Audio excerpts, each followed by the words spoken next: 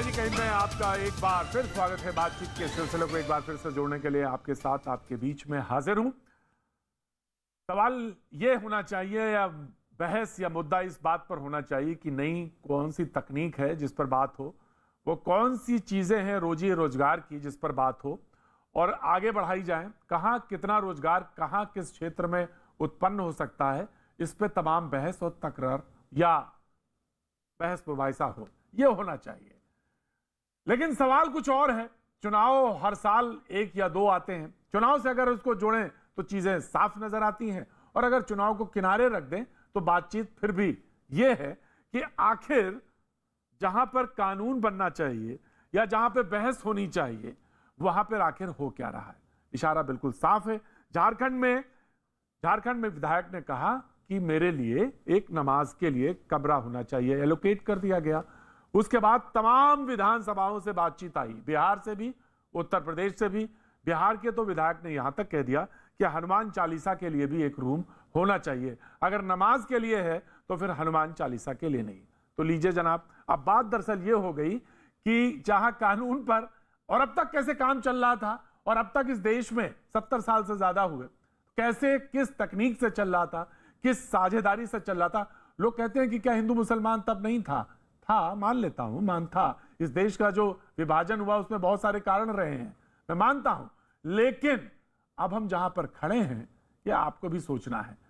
पहले हम बताएंगे कि आज का मौजू, आज का मुद्दा, सब्जेक्ट क्या है, फिर बहस की तरफ आगाज करेंगे। आखिर ये जिद और ये अड़ियल रवैया क्यों है, पहले इस पर देख लेते हैं, गौर कर लेते हैं। जब हमारी विधानसभा की कार्रवाई चलती है तो हम लोग जो मुसलमान विधायक हैं वो अक्सर कार्रवाई छोड़ के मस्जिद जाते हैं नमाज पढ़ने के लिए। अगर विधानसभा में ही एक प्रेयर रूम हो, कभी कभी ऐसा होता है क्योंकि नमाज का टाइम हमारे यहाँ फिक्स है। जैसे 1 बजे की टाइम है तो 1 बजे होगी, 5 बजे वाली 5 बजे होगी, 6-7 बजे वाली 6-7 बजे होगी। जो उसका टाइम, अगर एक प्रेयर रूम छोटा सा ही सही 4-5 लोग जहाँ जाए अपनी नमाज पढ़े वापस आके हाउस में रहेंगे, एक तो इससे कार्रवाई नहीं छूटेगी। बहुत बार ऐसा होता है कि किसी विधायक का क्वेश्चन लगा हुआ है, महत्वपूर्ण क्वेश्चन है, छेद का मामला है, उसने लगा रखा है, और वही उसी समय में मान लीजिए अजान का समय है और वो ना तो क्वेश्चन छोड़ सकता है ना नमाज छोड़ सकता है। नमाज के लिए जगह है, संविधान से देश चलता है। संविधान का अर्थ ही होता है संविधान, सम माने बराबर विधान। अगर हम किसी एक धर्म के लोगों को दे रहे हैं नमाज पढ़ने की जगह, तो निश्चित रूप से हनुमान चालीसा पढ़ने की भी जगह मिलनी चाहिए। झारखंड में भी मिला हुआ है अभी वहाँ पर नमाज अदा करने के लिए जगह, तो क्या इसीलिए आप लोग यहाँ पर मांग कर रहे हैं? झारखंड में भी जो हुआ है, अगर कहीं भी हुआ है, बिहार में भी हो रहा है, ये तुष्टीकरण की नीति है। तुष्टीकरण की नीति से राष्ट्र को बहुत घाटा हुआ है। तुष्टीकरण की नीति समाप्त होना चाहिए। सभी धर्म के मानने वाले लोगों के लिए समान कानून होना चाहिए और समान पूजा पाठ की जगह होनी चाहिए। जी, तो बहस यही है आखिर कि समान कानून होना चाहिए, समान बात होनी चाहिए। और जहां तक इरफान सोलंकी का बात था, उन्होंने कहा कि जब कोई स्पेशल सब्जेक्ट या मेंशन होता है, उसी समय नमाज का वक्त हो जाता है, अजान की वक्त हो जाता है, तो उस समय उन्हें जाना पड़ता है। फर्ज क्या है और करना क्या चाहिए, ये तमाम सारे सवाल हैं और इन सवालों को लेकर आज हम मौजूद हैं। हमारे साथ जो मेहमान हैं, जो हमारे साथ बातचीत में आज जुड़ने वाले हैं, इरफान सोलंकी खुद आज आने वाले थे लेकिन नहीं मौजूद हैं। हरिभूषण ठाकुर साहब हैं, बीजेपी के विधायक, हमारे साथ आज जुड़ रहे हैं, बहुत बहुत शुक्रिया हरिभूषण जी। चारू प्रज्ञा आज हमारे साथ, बीजेपी की प्रवक्ता, हमारे साथ बहुत दिनों बाद आज आ रही हैं, बहुत बहुत शुक्रिया, थैंक यू चारू। इलियास शराफुद्दीन हमारे साथ एक बार फिर से जुड़ रहे हैं, बहुत बहुत शुक्रिया इलियास भाई, thank you so much. Shahzad Poonawalla राजनीतिक विश्लेषक हमारे साथ जुड़ रहे हैं, बहुत बहुत शुक्रिया। जब मैंने इलियास भाई कहा तो शहजाद को हंसी आ गई, मैं जानूंगा क्यों ऐसा, शुक्रिया। मौलाना साजिद रशीदी कुछ देर में हमारे साथ आएंगे, अध्यक्ष ऑल इंडिया इमाम एसोसिएशन, बहुत बहुत शुक्रिया। मैं एक बात बताऊं, मैं आज की जो बातचीत शुरू करूं, हरिभूषण जी आराम से बैठ सकते हैं, कोई टेंशन की बात नहीं है, बहस ऐसे ही होती है आराम से तसल्ली के साथ। पुराना एक समय था, मैंने भी देखा है, कुछ कुछ थोड़ा थोड़ा तो याद है कि किसी को राम राम कहने में कहीं कोई हर्ज नहीं था।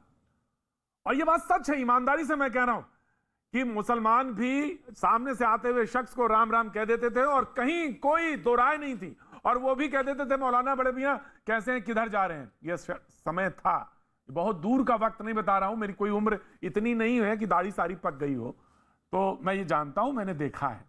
बहरहाल आज की बातचीत शुरू करता हूं। हरिभूषण जी, मैं जानना चाहता हूं, विधायक हैं, बीजेपी के विधायक हैं, मैं जानना चाहता हूं हनुमान चालीसा के लिए रूम क्यों चाहिए आपको?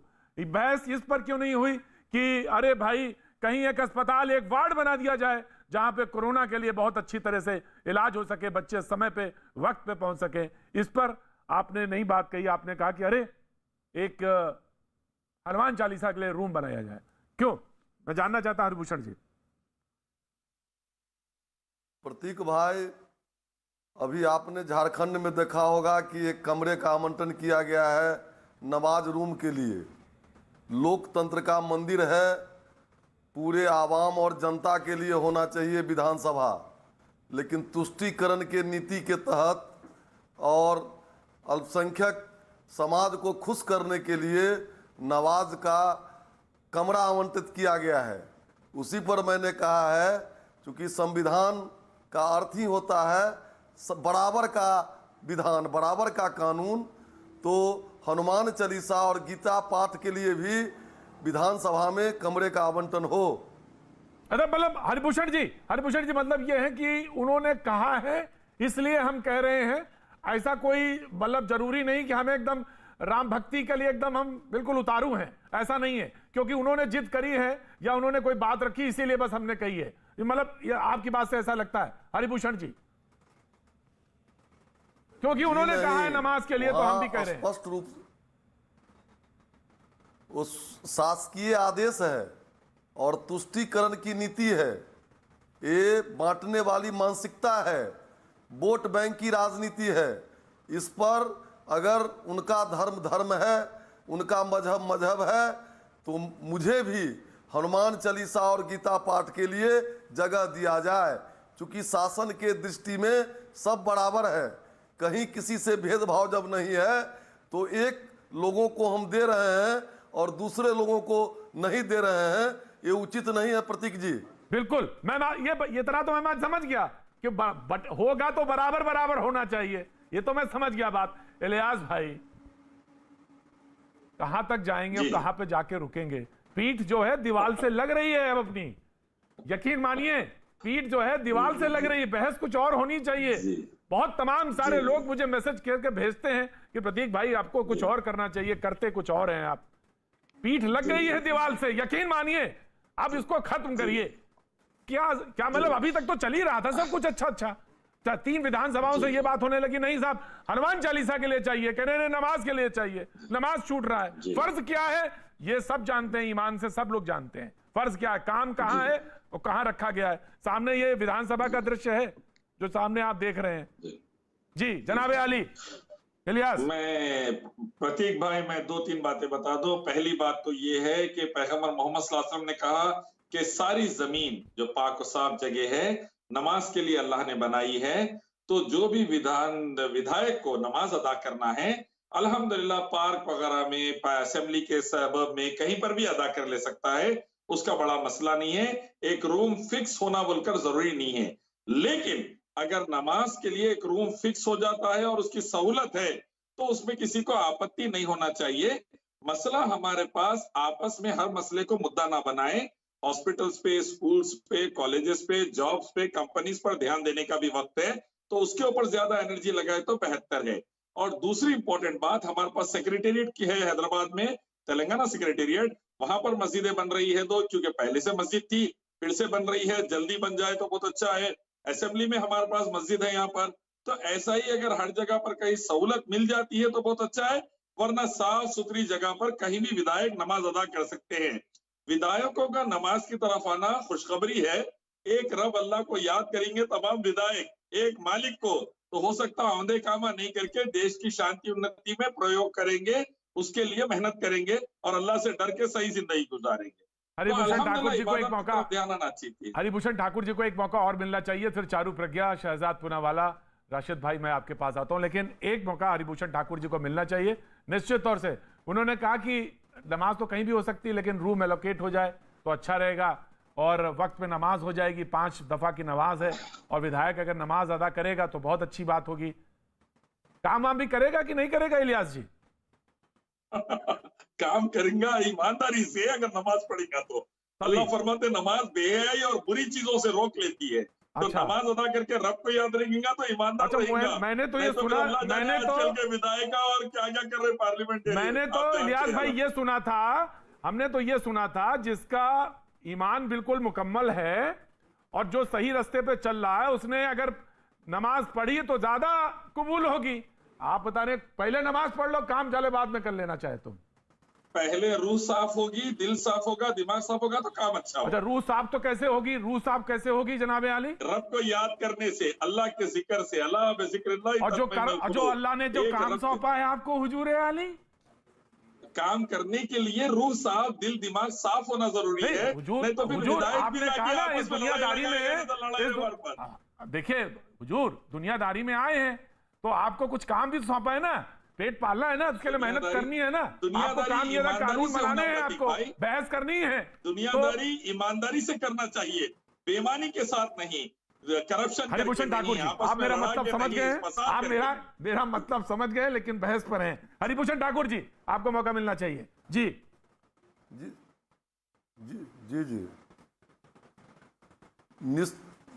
निश्चित रूप से इन्होंने शिक्षा की बात की है, काम की बात की है, लेकिन ये लोग उपदेश देते हैं कुछ और करते हैं कुछ। मजहबी शिक्षा, मजहब के नाम पर, मजहबी शिक्षा के नाम पर, और अभी जो वातावरण बन रहा है हमारे देश से लेकर के पड़ोसी देशों में, इनमें इन लोगों का कहना कुछ और होता है। ये निश्चित रूप से तुष्टीकरण की बात है, वोट पॉलिटिक्स की बात है। अगर चूंकि धर्मनिरपेक्षता की बात होती है तो धर्मनिरपेक्षता में तो स्पष्ट है कि शासन प्रशासन किसी भी धर्म को उसको सहारा नहीं देगा। Right sir, right sir. मौलाना साजिद रशीदी, मौलाना साजिद रशीदी, मौलाना साजिद रशीदी, यह विधानसभा का दृश्य है जहां पे डमरू बज रहा है बाहर, ये झारखंड का। और सवाल यह है कि नमाज के लिए रूम एलोकेट हो चुका है और एक जगह मांगा जा रहा है और हनुमान चालीसा की बात कही जा रही है। तो टकराव की राजनीति तो सामने खड़ी है, सुलह का रास्ता कैसे निकलेगा? सलमान साजिद रशीदी जी, कुछ बातें हैं जिनको हमें कहीं ना कहीं चिन्हित करना पड़ेगा। नंबर एक, जब हम ये कहते हैं कि तुष्टीकरण, तो तुष्टीकरण सिर्फ एक समुदाय की तरफ से तो नहीं हो सकता या एक समुदाय के लिए तो नहीं हो सकता। ये तो ऐसा होगा जैसे कई बार जो लोग कह देते हैं डिबेट में बैठकर के साहब मनमोहन सिंह ने कह दिया था कि मुसलमानों का पहला हक है, हालांकि उन्होंने माइनॉरिटी का कहा था। तो मेरा मानना यह है कि तुष्टीकरण ये भी है कि जब आप ये कहें कि मुसलमान के दो स्थान, हिंदुस्तान या वो कब्रिस्तान या पाकिस्तान, जब आप ये कहें कि देश में रहना होगा, जब आप ये कहें कि देश में रहना होगा तो जय श्री राम कहना होगा। जब आप मॉब लिंचिंग करें जय श्री राम के नाम पर, जब आप जय श्री राम के नाम पर काउंटर करें, जब आप जय श्री राम के नाम पर मॉब लिंचिंग करें, जब आप प्रधानमंत्री होकर राम मंदिर की बुनियाद रखने के लिए जाएं, ये भी तुष्टीकरण है। ईमानदारी के साथ हमें देखिए, देश जो है धर्मनिरपेक्ष है, इसका संविधान भी धर्मनिरपेक्ष है। किसी भी सरकार को धर्म के लिए काम नहीं करना चाहिए, किसी भी मिनिस्टर को ऐसे विवाद में नहीं जाना चाहिए, किसी भी एमएलए को ऐसे विवाद में नहीं जाना चाहिए जिससे कहीं ना कहीं तुष्टीकरण की बू आए। लेकिन सिर्फ अगर मुसलमान के लिए कोई काम होता है तो तुष्टीकरण है। नहीं है ये प्रतीक जी, ये जो बोल रहे हैं, मैं इनसे पूछना चाहती हूँ। एक मिनट, मैं बस एक बात साफ कहना चाहती हूँ। भारत सरकार हो या उत्तर प्रदेश सरकार हो, मुझे एक नीति बता दीजिए जिसमें धर्म का नाम पहले आता हो।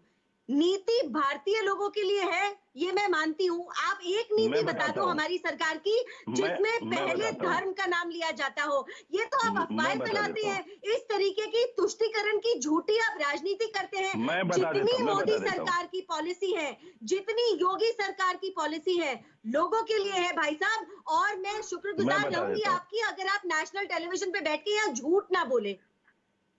मौलाना साजिद रशीदी, मौलाना साजिद रशीदी, मौलाना साजिद रशीदी, मौलाना साजिद रशीदी, बिल्कुल बराबर से बात होगी, बिल्कुल बराबर से बात होगी। आपने कहा, एक बात कही, मैं एक बात पूछना चाहता हूं, तो क्या अजमेर दरगाह पे जो चादर जाती हैं या जो गए या भेजी जाती हैं वो सही है या गलत था? जो किया गया वो गलत था या सही था? गलत था, बिल्कुल गलत था, बिल्कुल गलत था। राइट, नहीं जाना चाहिए। राइट। सरकारों की तरफ से इस तरह के काम नहीं करने चाहिए।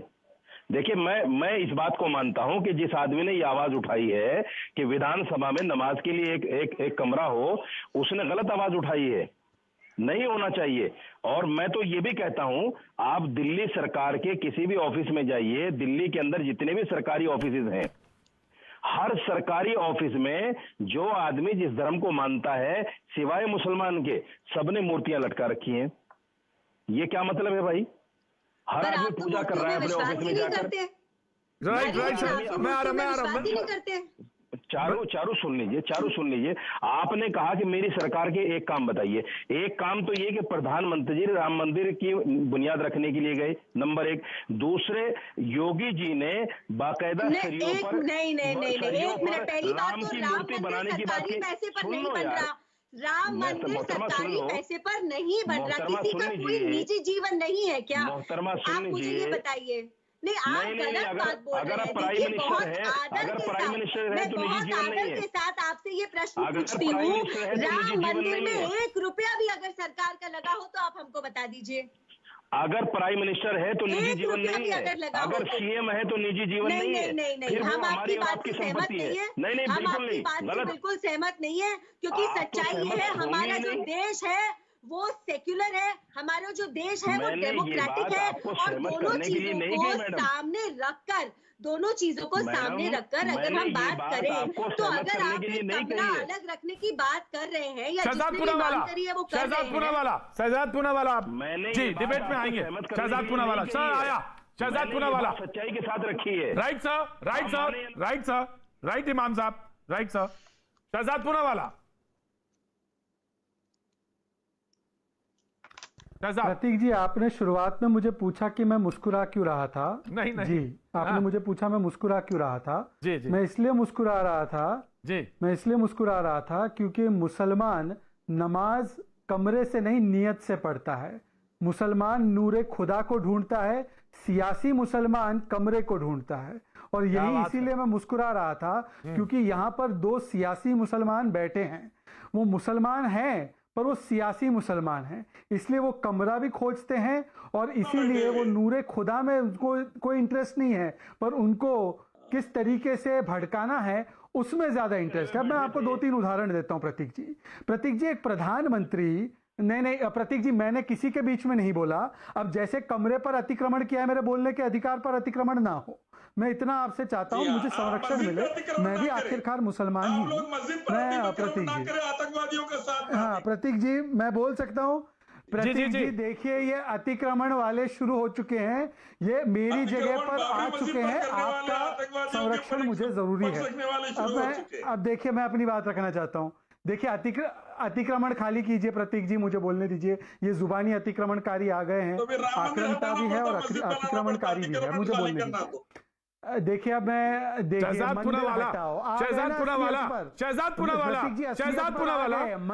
पूनावाला सुप्रीम कोर्ट कोई बात पर फिर भी मंदिर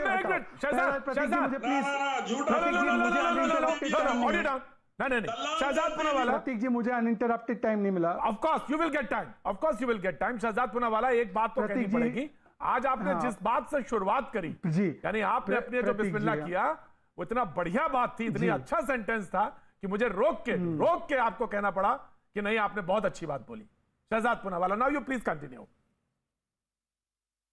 ये दोनों तरफ लागू होती है शहजाद पूरा। शुक्रिया। प्लीज जो अपने आप को भारतीय मुसलमान, जी नहीं, ये जो मैंने बात रखी है भारतीय मुसलमान का मिजाज है। बहरहाल मैं अपनी बात पूरी करता हूं। बात प्रतीक जी, आपकी बात जो आज आपने उठाई है वो एक कमरे की बात नहीं है, 1000 कमरे दे दीजिए। सवाल यह है कि सेकुलरिज्म की परिभाषा क्या होनी चाहिए।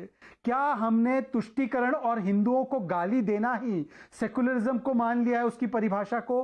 क्योंकि एक प्रधानमंत्री जो हिंदू धर्म में विश्वास रखता है, अगर वो राम जन्मभूमि क्षेत्र ट्रस्ट, एक प्राइवेट ट्रस्ट सुप्रीम कोर्ट ने बनाया है, उनके न्योते पर जाकर अपनी धार्मिक एक जिम्मेदारी को निभाता है, तो पूरा देश का सेकुलरिज्म खतरे में आ जाता है। डर का माहौल आ जाता है। You get my point. पर आज कमरा बनता है सरकारी खर्च पर, तो यू गेट माई पॉइंट, कोई डर का माहौल नहीं है। सेकुलरिज्म जीवित है क्योंकि नमाज के लिए सरकारी खर्च पर कमरा बना है। ये सेकुलरिज्म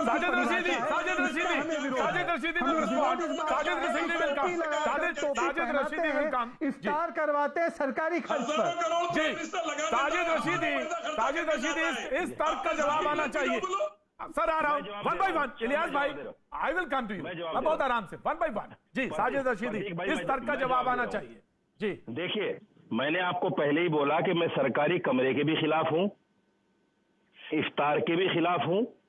मैं किसी भी मिनिस्टर को या किसी भी उसको अजमेर पर चादर जाने के भी खिलाफ हूं। मैं बिल्कुल खिलाफ हूं। शहजाद ने एक बात कही कि मैं सरकारी मुसलमान हूं। मैं सरकारी मुसलमान नहीं हूं, मैं अल्हम्दुलिल्लाह प्योर मुसलमान हूं। मैं प्योर मुसलमान हूं। हाँ, मैं प्योर मुसलमान हूं। और इसीलिए मैं ये कहता हूं, और मैं इसीलिए कहता हूं कि मैं कमरे के भी खिलाफ हूं। सुनिए शहजाद भाई, मैं कमरे के भी खिलाफ हूं, मैं चादर के भी खिलाफ हूं, और मैं इफ्तार के भी खिलाफ हूं। दूसरी बात, आप ये क्यों भूल जाते हैं कि जब सरकारें धर्म के नाम पर काम करना शुरू कर दें तो फिर सेकुलरिज्म नहीं रह जाता, सेकुलरिज्म खत्म हो जाता है, धर्मनिरपेक्ष नहीं रह जाती वो सरकारें। आपने कहा कि प्राइम मिनिस्टर मोदी एक एनजीओ के बुलावे पर चले गए। क्या उनके ऊपर सरकारी पैसा खर्च नहीं हुआ? उनके जाने पर करोड़ों रुपया खर्च हुआ होगा वहां जाने पर। क्यों खर्च किया? नहीं होना चाहिए। मेरा मानना यह है कि शहजाद पूनावाला प्रतीक जी, मैं आ रहा हूं, चारों आ रहा हूं। शहजाद पूनावाला जी। हाँ नहीं प्रतीक जी, पहले तो इस बात को समझिए कि जहां तक प्रधानमंत्री के जाने का सवाल है तो वो किस पैसे का खर्च हुआ और कैसे गए, अब आप उस पर सवाल उठा रहे हैं। पर आपने कभी ये सवाल नहीं उठाया कि जब इफ्तार पार्टियों के लिए करोड़ों रुपए खर्च किए गए, जब मुस्लिम आरक्षण की बात कांग्रेस पार्टी ने की, जब समाजवादी पार्टी ने कहा कि हम उन जो नहीं, आपसे बात नहीं हो रही है सर, आपसे प्रतीक जी ऐसे डिबेट नहीं होगी। प्रतीक जी ऐसे डिबेट नहीं होगी। प्रतीक जी, मैं अपना पूरा ना कर पाऊं, अगर ये अतिक्रमणकारी और आक्रामक मुझे अपनी बात पूरी करने तो ये डिबेट नहीं हुई। ये तो फिर केवल इस तरीके से नहीं होता है। मेरी बात पूरी सुनने की क्षमता होनी चाहिए। मेरी बात सुनने की क्षमता। प्रतीक जी, मैंने तो किसी के बीच में नहीं बोला। इन्होंने प्रधानमंत्री की नियत पर मैंने, प्रतीक जी अगर ऐसी डिबेट, प्रतीक जी इनसे बुलवा लीजिए, पहले 15 मिनट ये बोल ले, उसके बाद मैं बोलूंगा, क्योंकि इनको वैसे भी अधिकार है कि संसाधनों पर पहले अपना ही अधिकार मानते हैं। तो मुझे बता दीजिए, मेरा जब मौका आएगा तब मैं बोलूंगा। आपको नहीं, मैं अपनी बात कर सकता हूँ प्रतीक जी। प्रतीक जी आप बोलिए, शहजाद पूनावाला बोलिए, चारू प्रज्ञा की आवाज को ठीक कर लीजिए। शहजाद आपको थोड़ा उनका फेडर डाउन करना पड़ेगा। शहजाद देखिए, हाँ मैं ये इतनी बातें, हाँ ये सेकुलरिज्म के सबसे बड़े सूरमा बन रहे हैं। तो जब सुप्रीम कोर्ट ने शाहबानू से लेकर शायरा बानू तक कहा कि 3 तलाक नहीं होना चाहिए, कानून बनाओ, तो ये सूरमा कहां थे? ये संविधान को ऊपर रख रहे थे, ये सुप्रीम कोर्ट की बात मान रहे थे। और आज अगर ये सुप्रीम कोर्ट के साथ है तो बोलिए सर, ये प्लीज ये इंटरप्ट नहीं होगा। प्रतीक जी प्लीज, मैं आपको कह रहा हूं, प्लीज इस तरीके से नहीं होगा, प्लीज इस तरीके से नहीं होगा। ये बार बार मेरे चेन ऑफ थॉट को ब्रेक कर रहे हैं। प्रतीक जी, मैं अपनी बात फिर से दोहराऊंगा। प्रतीक जी, इस तरीके से नहीं होगा। प्रतीक जी प्लीज, आई रिक्वेस्ट यू, मैं सबकी बातों को, चाहे वो जितनी कड़वी मुझे लगी हो, मैंने तो बात सुनी ना, अब सुने ना दूसरों की बात। मैं इनसे पूछता हूं कि आज ये कह दे, ये सेकुलरिज्म, ये अगर सेकुलरिज्म के साथ है तो एक ही बात कहनी है कि हां, श्री राम मंदिर जो बना सुप्रीम कोर्ट के फैसले से, हम उसके साथ है, और जो कहता है बाबरी थी, है और रहेगी, वो पूर्ण तरीके से गलत है। इनमें से एक भी सेकुलर सूरमा ये कह दे।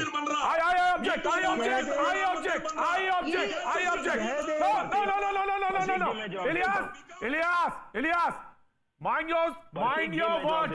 Ilyas, mind your words. This is not correct. Ilyas, आपने बहुत गलत शब्द बोला है। इलियास, बहुत गलत शब्द बोला है। This is not. इलियास, आपको इलियास की ऑडियो दीजिए। इलियास की ऑडियो इलियास, आपने जो शब्द बोला है, यकीन मानिए आज मुझे बहुत बेहद अफसोस के साथ कहना पड़ रहा है, बहुत अफसोस के साथ कहना पड़ रहा है कि आपको कोई हक नहीं, मुझे 10 सेकंड कोई हक नहीं, प्रतीक जी, कोई हक नहीं, कोई हक नहीं, 10 सेकंड नहीं। आप सुप्रीम कोर्ट पे कौन सा सुप्रीम कोर्ट के जज पे कौन सा शब्द इस्तेमाल करेंगे? इलियास, ना, नो, नहीं, बिल्कुल गलत, बिल्कुल गलत। इलियास बिल्कुल गलत शब्द। Shahzad Poonawalla, no, I won't allow you. जी देखिए, एक सेकंड, मैं 10 सेकंड प्रतीक जी मैं 10 सेकंड चाहता हूं। प्रतीक जी मैं 10 सेकंड चाहता हूं। देखिए नमाज, हाँ प्रतीक जी देखिए वो चीख रहे हैं। प्रतीक जी 10 सेकंड कैसे बात करूं प्रतीक जी, अगर उनका ऑडियो इतना लाउड स्पीकर पर उनका ऑडियो होगा 100 डेसिबल पर। हाँ प्रतीक जी, जिनके नाम में शराफुद्दीन नाम है पर शराफत गायब है, ये वही सियासी मुसलमान जिनकी मैं जिक्र कर रहा था। ये नमाज से नहीं, ये कमरे से लगाव रखते हैं। ये सुप्रीम कोर्ट और संविधान से नहीं, ये सियासी शरिया से यकीन रखते हैं। इसीलिए इनको विरोध है इस बात का। और मैं इस सेक्युलर सूरमा को चुनौती देता हूं कि एक बार तो कह दे कि सुप्रीम कोर्ट ने सही कहा, बाबरी नहीं थी, वो राम मंदिर था, जय श्री राम। ये बोलकर बताए, पर नहीं बोल सकता शराफुद्दीन, क्योंकि इसकी संस्कृति ही अलग है। इसकी संस्कृति कभी भी संविधान को शरिया के ऊपर नहीं होने देगी। मौलाना साजिद रशीदी जी, मैं 10 सेकंड में अपनी बात पूरी करूंगा। हम सुप्रीम कोर्ट के फैसले को तहे दिल से मानते हैं, लेकिन इस बात को नहीं मानते क्योंकि सुप्रीम कोर्ट ने खुद कहा है कि मंदिर तोड़कर मस्जिद नहीं बना। सुप्रीम कोर्ट ने खुद कहा है। दूसरी बात, सुप्रीम कोर्ट ने कहा ट्रिपल तलाक पर कि ये तलाक नल एंड वाइड नहीं जाएगा। जब आपने माना नहीं जाएगा तो आप कानून बनाकर क्या तुष्टीकरण नहीं कर रहे हैं भाई?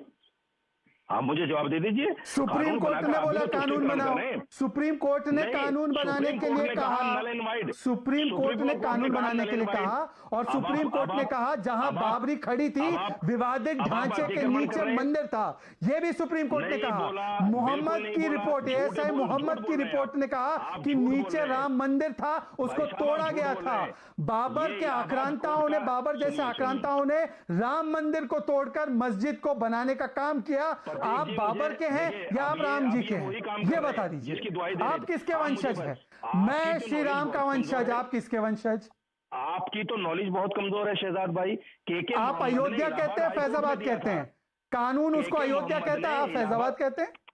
अरे भाई साहब, के मोहम्मद ने इलाहाबाद हाईकोर्ट में कहा था, सुप्रीम कोर्ट ने नहीं कहा कि मंदिर तोड़कर मस्जिद बनी है। सुप्रीम कोर्ट का रिपोर्ट पढ़कर आया करो मौलाना, रिपोर्ट सुप्रीम कोर्ट की ऑर्डर को पढ़कर आया करो।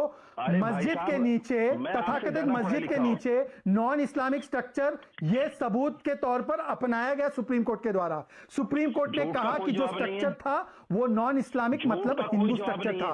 2020 में शिवलिंग भी मिला। शिवलिंग लगाकर मस्जिद में पूजा करते थे क्या? शिवलिंग की पूजा करते थे मस्जिद में आप? गवाह है कि सुप्रीम कोर्ट ने ऐसा नहीं कहा। Maulana Sajid Rashidi, once for all, Maulana supreme court ने कहा है कि मंदिर को, सुप्रीम कोर्ट ने कहा है मंदिर के अवशेष थे, मस्जिद जो थी वो वेकेंट जगह पे नहीं बनी थी। झूठ है जी, ठीक है इलियास, वो वंस फॉर ऑल सेटल्ड है, आपको वंस फॉर ऑल सेटल्ड है।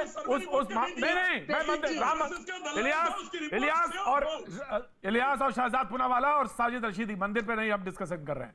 सवाल ये है कि इस देश में जहां पे कानून बनना चाहिए वहां पे कमरे तलाशे जा रहे हैं इसलिए कि नमाज हो और हनुमान चालीसा पढ़ी जाए। चारू पर क्या? प्रतीक जी मैं बहुत समय से बड़ी शांति से सुन रही हूँ इन मौलाना जी की बातें, लेकिन एक समस्या है यहाँ पर। समस्या ये है कि प्रोग्रेसिव बातें क्यों नहीं करते हैं ये लोग। इनकी राजनीति तब तक ही चलती है जब तक ये हिंदू मुस्लिम के बंटवारे की बातें करते हैं, और इसलिए ये प्रोग्रेसिव बातें करना नहीं चाहते।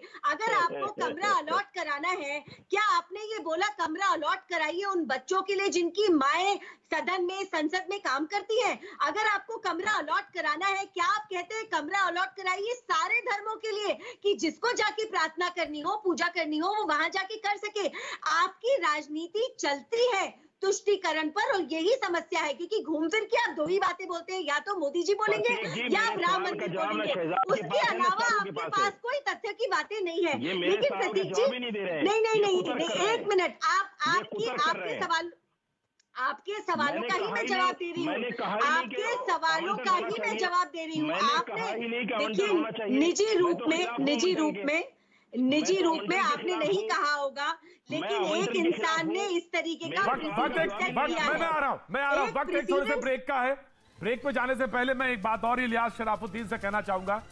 इलियास शराफुद्दीन, अल्फाजों का, शब्दों का इस्तेमाल, जब आप कहते हैं कि इंस्टीट्यूशन सबके हैं, बराबर के हैं, तो उनके खिलाफ जो शब्द आप इस्तेमाल करते हैं उस पर आप बहुत बेहद ध्यान से बोला करें। यह आपको बहुत सख्त हिदायत है। मैं हिदायत दे रहा हूं, शब्द बहुत कठोरता का शब्द इस्तेमाल कर रहा हूं, हिदायत है आपको। वक्त थोड़े से ब्रेक का, ब्रेक के बाद फिर आता हूं।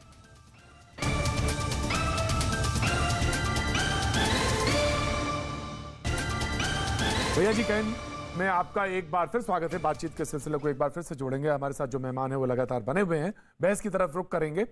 और जो खास बात, जी इलियास जी कुछ कहना चाह रहे थे, जी बताइए इलियास जी। 350 करोड़ रुपए योगी ने दिवाली के दियों पे खर्चा कर दिए। रामनवमी के ऊपर वो आर्टिस्टों को राम और सीता बना के हेलीकॉप्टर से बुला के हजारों करोड़ खर्चा कर दीजिए। वाराणसी में मोदी जी को बुला के म्यूजिक एंड डांस शो में 100 करोड़ खर्चा कर दिए। मोदी जी पार्लियामेंट में जाके भूमि पूजन करे लेकिन नमाज नहीं पढ़े। ये तुष्टीकरण नहीं है क्या? मैं पूछना चाह रहा हूँ। दूसरी बात, मैं ये साफ तौर पर कहना चाहता हूं, 1052 पेज के जजमेंट में एक वेदा, गीता, रामायण का रेफरेंस नहीं दे सके और मंदिर का फैसला गलत दिए। आर्कियोलॉजिकल सर्वे की रिपोर्ट नहीं बता सके, मंदिर का फैसला गलत दिए, और ये जुल्म भारतवासी बर्दाश्त नहीं करेंगे। सुप्रीम कोर्ट का चीफ जस्टिस क्यों ना हो, उसके खिलाफ आवाज उठाएंगे।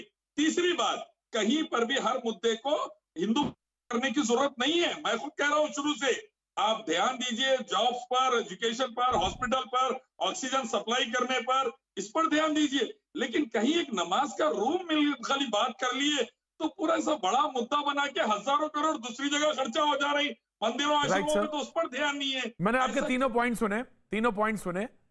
सुने। रिस्पॉन्ड कर रहे हैं शहजाद। प्रतीक जी, जिस संविधान की दुहाई सेकुलरिज्म के सूरमा दे रहे थे, उसके पन्नों पर श्री राम और श्री कृष्ण की तस्वीरें हैं। अब संविधान का कहीं बहिष्कार ना हो जाए। मैं सवाल सिर्फ इतना पूछना चाहता हूं कि आज कमरे पे शुरू हुई है बात कमरे से शुरू हुई है, कहीं मुल्क पर ना चली जाए। एक बार तो कमरे के नाम पर मुल्क मांग लिया, अब क्या मांग लेंगे? पर सवाल ये है कि ये विकृत सेकुलरिज्म की जो परिभाषा है ना, ये विकृत सेकुलरिज्म, एक सेकेंड देखिए, ना कमरा तुम्हारा है और ना वो जो मुल्क बगल में बनाया है ना वो ना तुम्हारा है। तुमको यहाँ पर पनाह मिली है, सेकुलरिज्म के तौर पर रहिए। अब मेरी बात पूरी हो जाने दीजिए। प्रतीक जी, इंटरप्ट करते हैं। प्रतीक जी, अब अगली बार से मैं भी टोपी पहन कर आऊंगा ताकि मेरे कान के पर्दे सुरक्षित रहे। मैं भी टोपी पहन कर आऊंगा, मेरे कान के पर्दे सुरक्षित रहे। ये चीखते इतना है, पर मेरी बात आ जाने दीजिए। देखिए, विकृत सेकुलरिज्म, नमाज के लिए अलग कमरा बनाने से लेकर हिंदुओं पर सेकुलरिज्म की कबर ढाने का जोर। मैं आपको बताना चाहता हूं, मोहन भागवत जी ने क्या कहा। उन्होंने कहा हिंदू मुसलमान का डीएनए एक है, पर आप इनसे पूछ लीजिए, ये नहीं कहेंगे। ये मोहन भागवत को, सरसंघचालक को, प्रतीक त्रिवेदी को, चारू प्रज्ञा को काफिर ही कहेंगे, क्योंकि इनकी सोच में लिखा है कि ये काफिर है, चाहे वो कितना ही आत्मीयता क्यों ना दिखाए। मैं इनसे पूछना चाहता हूं, मोहन भागवत जी ने एक और बात कही। मोहन भागवत जी ने कहा कि जो लोग तालिबानी कट्टर सोच रखते हैं उसका खंडन करिए। ये खंडन करेंगे क्या? ये all India Muslim personal law board का खंडन कर सकते हैं क्या? ये तालिबानी लोग जिनका समर्थन समाजवादी पार्टी ने किया, पीस पार्टी ने किया, क्या इसका खंडन करेंगे? क्या इलियास शराफुद्दीन कहेंगे कि तालिबान जो महिलाओं के साथ कर रहा है वो बिल्कुल गलत कर रहा है? नहीं करेंगे, क्योंकि दरअसल इनकी सोच, जो इनको सोच में रखा गया है ना, इस सेकुलरिज्म के चलते इनकी जो तालिबानी कट्टरवादी सोच है, इसका तुष्टिकरण किया गया है। आश्रम में बच्चियों का रेप नहीं कर रही तालिबान। देखो, देखिए, तालिबान अच्छा है, तालिबान बहुत अच्छा है। तालिबान तो एकदम बढ़िया। मैं चारू आ रहा हूं आपके पास, चारू मैं आपके पास आ रहा हूं, चारू आपके पास ही आ रहा हूं जी। मैं डिबेट को एक पॉइंट चारू, एक पॉइंट कहना चाहता हूं, एक पॉइंट कहना चाहता हूं। इलियास एक पॉइंट कहना चाहता हूं। चारू बस एक पॉइंट मेरा, एक just give me 10 second. Ilyas Sharafuddin, मुझे मालूम है कि हमारे यहाँ जाति व्यवस्था है जिसको कि मैंने बार बार कहा कि गलत है। इसको तोड़ना चाहिए, तोड़ना चाहिए, तोड़ना चाहिए। Very good. लेकिन Ilyas, now you please note it, आपके इस्लाम में यह कहा गया ब्रदरहुड है, कंधे से कंधा लग गया तो सब बराबर हो गया। लेकिन आपके यहां भी बहुत सारे लोग रिजर्वेशन मांगते हैं, आपको सोचना चाहिए, आईना देखना चाहिए। जी, ऑफ कोर्स आप देखिए, वो तो स्टैंडर्ड है, पुराने पाक में जो लिखा है वो तो स्टैंडर्ड, उसी को मान लीजिए। बस मैं तो कह रहा हूं उसी को मान लीजिए। लेकिन उसके बावजूद रिजर्वेशंस के लिए मांग है, तो वो सोचने की चाहिए। चारू प्रज्ञा देखिए प्रतीक जी, ये जो पैनलिस्ट है, मुझे लगता है कि इनको ना अपनी आवाज से कुछ ज्यादा ही प्रेम है, क्योंकि ये हर इंसान के बीच में बोलना शुरू कर देते हैं। तो आप डिबेट की थोड़ी सभ्यता बनाकर रखिए भाई साहब, और अब आप बीच में मत बोलिए। देखिए, ये पूरा मुद्दा यहाँ से शुरू हुआ कि झारखंड में मांगा गया एक कमरा जहां पर नमाज पढ़ी जाएगी। ये कमरा तो वहां पर सदन पर, असेंबली पर जहां पर बन रहा है, वहां पैसे तो इंडियन टैक्स पेयर्स के जा रहे हैं। जो सरकार बनी है वो किसी एक धर्म के लिए तो बनी नहीं है। झारखंड में आप जानते होंगे केवल 4 मुस्लिम एमएलए हैं, लेकिन फिर भी आप ये देखिए, कुछ राजनीतिक पार्टियां हैं जो 4 हो तो भी 82 में से 4 है, बहुत बड़ा डिफरेंस है। तो भी जाकर इस तरीके की, अरे लेकिन फिर आप बीच में बोल रहे हैं, अरे फिर आप बीच में बोल रहे हैं। आपको इतनी दिक्कत क्यों हो जाती है जब आपको कोई आईना दिखाता है? आपको आईना देखकर इतनी दिक्कत क्यों होती है? बात पूरी होने दीजिए ना। तो कहने की बात यह है कि जिसको फेवरेटिज्म दिखाना है, जिसको देखिए मुझे मालूम नहीं कि आप में इतना चिल्लाने का कंपल्शन क्यों है, लेकिन जब कोई सामने से फैक्ट होता है, एक चीज बताइए, बहुत देर से आप पैसा कह रहे हैं। इलियास, आप सुनिए, कहते हैं नहीं, चारू इनको जवाब मिलना चाहिए, इनको चारू इनका जवाब मिलना। इलियास, आप बार बार पैसा कह रहे हैं, कितना पैसा, किसका पैसा, कैसा पैसा?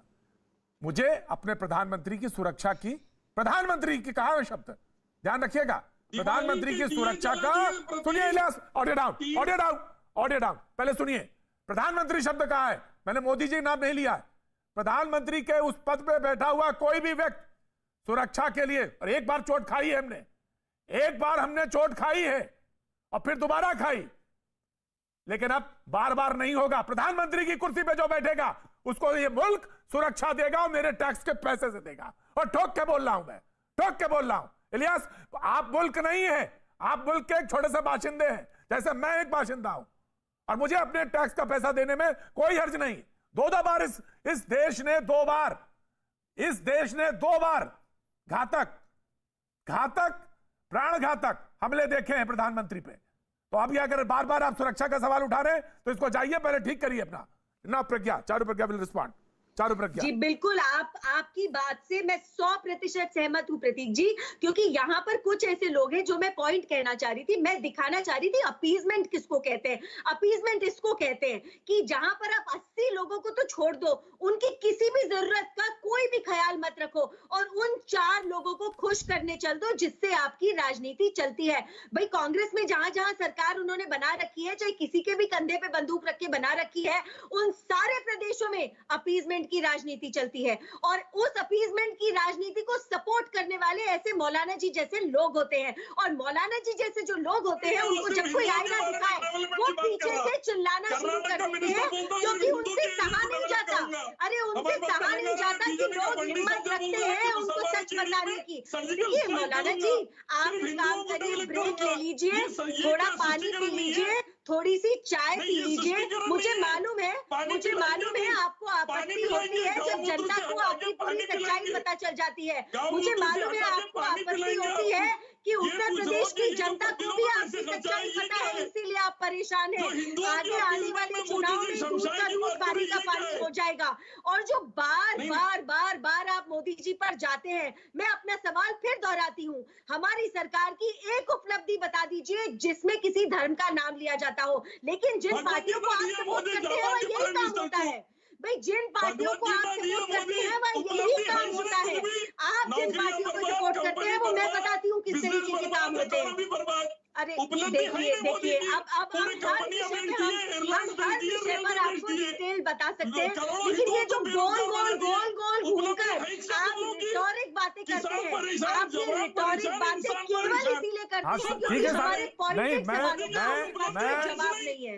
मैं इलियास आपकी इस बात आपके नहीं पास मौलाना कोई जवाब मौलाना नहीं इस है। बात पे आपके देखिए, मौलाना इस बात पे मैं राजी हूँ मौलाना राइट चारू चारू चारू चारू मौलाना मौलाना मैं इलियास इलियास इलियास भाई इलियास भाई मैं आपकी इस बात पर बहस के लिए तैयार हूँ कि किसान परेशान है इस बात को तो परेशान हूँ कि जो किसान है वो परेशान है लेकिन इस पर बहस हो कि कमरा नमाज के लिए और कमरा हनुमान चालीसा के लिए हो इस पे बहस की कोई बात नहीं गुंजाइश नहीं है इस पे गुंजाइश नहीं है मैं ये तो मान सकता हूं कि किसान परेशान है रैली कर रहा है 9 महीने से बैठा है इस पर बहस हो सकती है बहस होनी चाहिए रोजी रोजगार पे होनी चाहिए लेकिन आप तर्क क्या दे रहे हैं कि नमाज के लिए एक रूम मिलना चाहिए अरे भाई उतना पैसा सोचिए और बताइए कि डाल्टनगंज में अरे सुनिए अरे भाई आप इलियास मुश्किल ये है कि ना तो आपने डाल्टनगंज देखा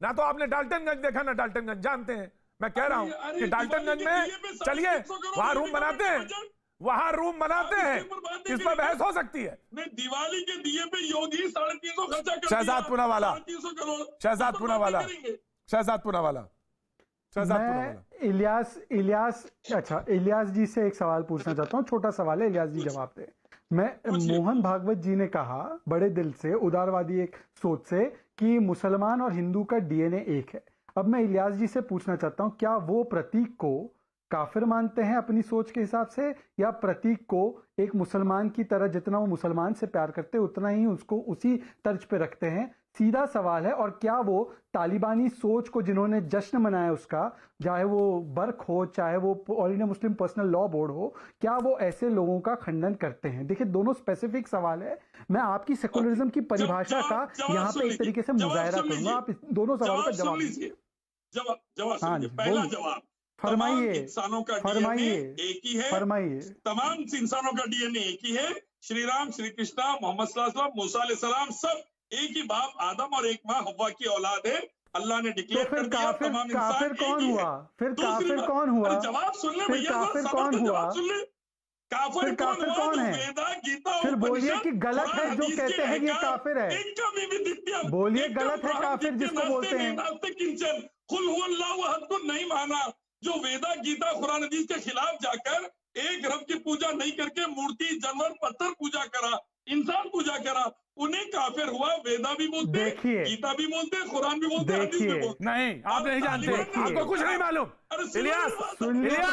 इलियास ना तो आपको इस्लाम पता है और ना ही आपको सनातनी परंपरा पता है ना हिंदुओं की परंपरा पता है आपको मालूम ही नहीं कुछ गीता में क्या है ना तो आपको गीता में पता ना तो वेद पता नहीं पता आपको सनातनी परंपरा और मूर्ति पूजा का क्या महत्व है मूर्ति पूजा कहाँ स्थापित है कैसे है इसके बारे में भी आप और प्लीज इलियास अपना इल्म अपना ज्ञान अपने ताक रखिए बांटने की जरूरत नहीं अगर पूरा नहीं है अधूरा है तो जी गीता भी नहीं मानते कुरान हदीस भी नहीं जी मैं तो मानता हूँ जी मैं तो मानता हूँ जी एक लाइन जी एक लाइन जी एक लाइन जी जनाब एक शहजाद एक लाइन जी ये एक लाइन केवल हाँ ये देखिए ये विकृत सेकुलरिज्म की कब्र को ढोने का काम केवल हिंदुओं का केवल बहुसंख्यक सेकुलर बनकर रहे इनको भाई भाई और डीएनए से मैं कहता रहे पर ये मूर्ति पूजा करने वालों को काफिर कहेंगे ये तालिबान सोच को का जश्न मनाने वालों का खंडन नहीं करेंगे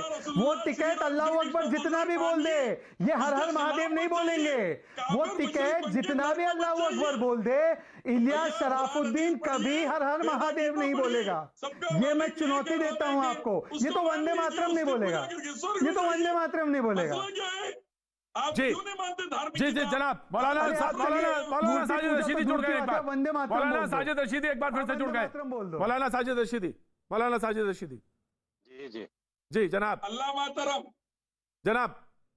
जनाब ये है जी मसला सेकुलरिज्म जो है वो सिर्फ एक आदमी की तरफ से नहीं होता जी सेकुलरिज्म के लिए तो पूरे देश को सेकुलरिज्म जैसी बात करनी पड़ेगी तो कहिए ना, खंडन करिए। आज कहिए कि जरूरत ही नहीं है वहां पे रूम की जरूरत नहीं, अभी तक अगर नहीं था तो क्या जरूरत है। कांग्रेस ने और ये जो बाहर हो रहा है इसकी भी जरूरत नहीं है। यहाँ पे तो कानून की जरूरत है, बनाने की जरूरत है, बहस की जरूरत है। जिसके लिए भेजा, जिस काम के लिए भेजा, काहे के लिए हनुमान चालीसा के लिए एक कमरा मिले। जी यही बात बोलिए सर, मैं अपनी बात कर लूं, बोलिए।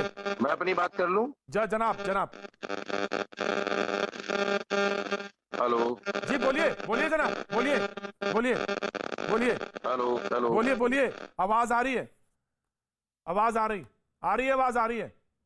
मैं ये कह रहा हूं कि ये जो शहजाद पूनावाला बैठकर बहुसंख्यकों की बात कर रहे हैं, यही तो तुष्टीकरण है कि मुसलमानों से, माइनॉरिटी से मेजोरिटी को डराया जा रहा है कि मुसलमान इस देश को खा जाएगा, मुसलमान आतंकवादी है, ये डरे हुए मुसलमान इस देश ये डरे हुए, देखो डरे हुए वालों दोनों को मार देगा। ये दोनों डरे हुए लोगों को हम देखो, हिंदू हो जाए या तो ये हम दोनों हिंदू डरे हो हुए लोगों जाए की शक्ल सूरत दिखाओ, या फिर हम आतंकवादी हैं। ये कौन सा फलसफा है मेरे पास? ये कौन सा फलसफा है? मैं बताता हूँ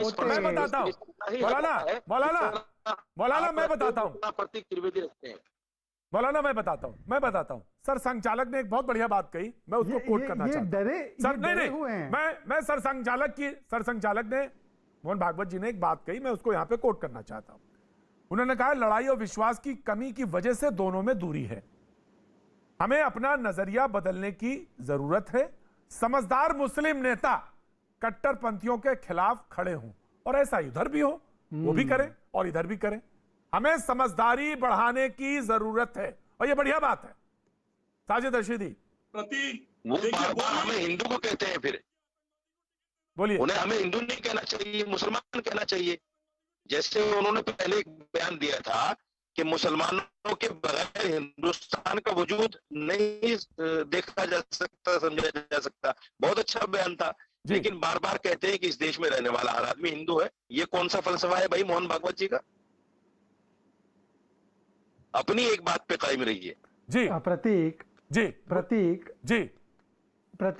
हाँ प्रतीक जी, एक बात, अमेरिका में रहने वाला अमेरिकन होता है तो हिंदुस्तान में रहने वाला तो हिंदू और हिंदुस्तानी ही होगा ना। इसमें आफत की बात क्या है, इसमें दिक्कत की बात क्या है? क्या ये अपनी संस्कृति को कोई और संस्कृति है इनकी? आपकी हिंदू संस्कृति नहीं है क्या? अब मेरा सवाल ये है, देखिए एक सेकेंड, अरे हिंदू शब्द से इतनी नफरत क्यों है आप दोनों को?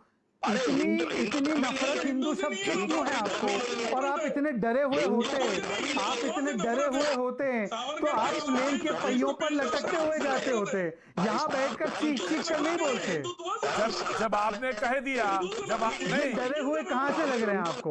ये दोनों डरे हुए हैं। जब आपने कह दिया डीएनए एक है, डरे हुए हैं। जब आपने कह दिया डीएनए एक है, तो फिर जब साइंटिफिकली आपने बात मान ली, उसके बाद फिर क्यों लड़ाई है? यही बात सवाल है। जब डीएनए में मान लिया एक है, जब कह दिया डीएनए एक है, और फिर साइंटिफिकली कह दिया, फिर उसके बाद क्यों लड़ाई है? सवाल तो यही है। वक्त एक छोटे से ब्रेक का, ब्रेक के बाद फिर हाजिर होता हूं।